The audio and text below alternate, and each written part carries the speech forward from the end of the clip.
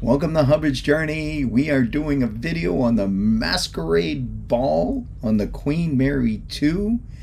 Before we ever went on the Queen Mary 2, we really looked at social media and what should we wear, what are the events. Andrea did a lot of the homework on it. She really did. But the biggest thing that I saw in the social media was the dress up part. Well, there's dressing up in general, which a lot of people have issue with. But then there are gala nights, and gala nights are more formal nights. And then they actually have themed gala nights, which is Exactly. A masquerade theme was one of them. We actually had a red and gold, we had a black and white, and we had a roaring 20s. Yeah. And when I looked on the social media and stuff, and you could see there was like, oh, why are they going to dress up? Why are they going to do that? And there was just a lot of controversy. If you have an opinion, please leave it down below in the comments. We really would like to hear people's opinion, because what we're finding, the more we cruise, more and more cruise ships are getting away from dressing up. Now, I have an opinion on that. I'm going to leave it to the end. So the Cunard actually has a dress code that's probably more enforced than some of the other cruise lines. So in the evening, men must wear pants, and ties are optional, but a collared shirt, jackets are optional, except for on a gala night. A gala night, you have to have a tie on, whether it's a bow tie or a regular tie. It's a little bit more lax in the buffet area. Yeah, but even still, you can't have shorts on at night. I'm taking my glasses off. So let's talk about the Masquerade Ball.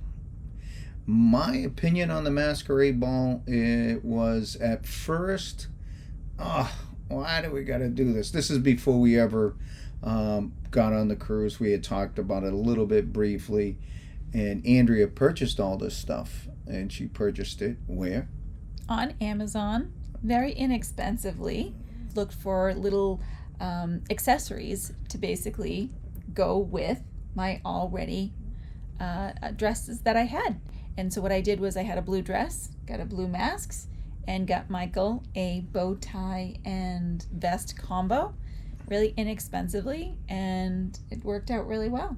So the reason why I mentioned all of that, because we're going to circle back around how I was basically saying I was kicking and screaming before we ever got on the cruise, and Andrea purchased all the stuff, packed it all up, and when we got on the cruise ship and we went through this Masquerade Ball, I was like, wow, all right, you bought the stuff, let's do it.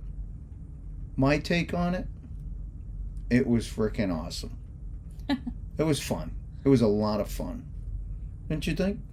It was fun. It was a simple little thing.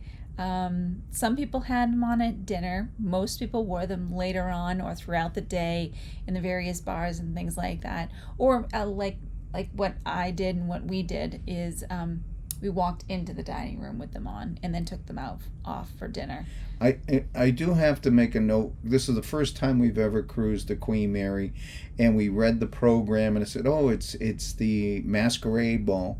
So we did wear a mask like we are right now into the dining room, and I might have seen a handful of people with them on, and I talked to the maitre d' and I said, apparently I didn't get the memo. We're not wearing masks in the dining room. He says typically people will do it in the ballroom, but people will do it in the dining room as well. Yeah.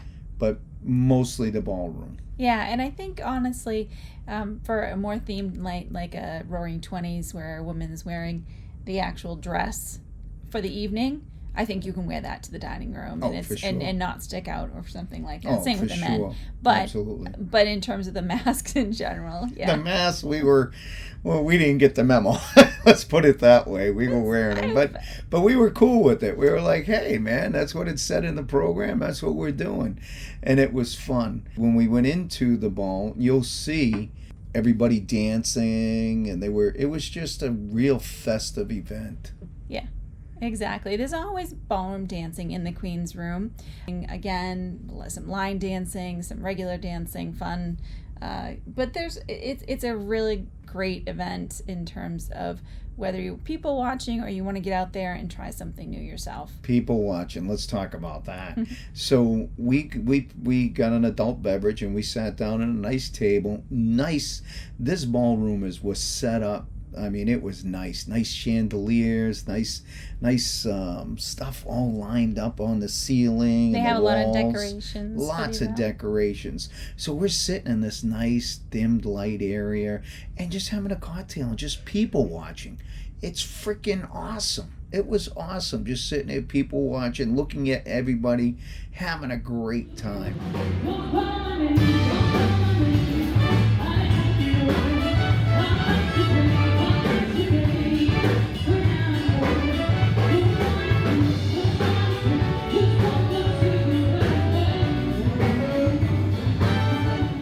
We hope you enjoy this video.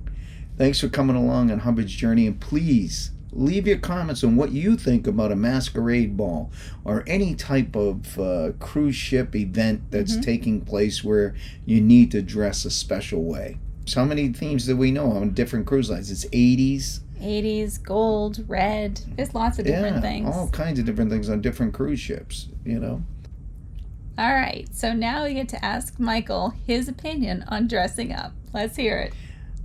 I'm more of a fan of the smart casual. Good 20 years of my life I did a suit and tie, and now that I'm traveling the world, if I can avoid the suit and tie, I'd rather avoid it. Packing light. Packing light. Exactly. And the smart casual works? Works great.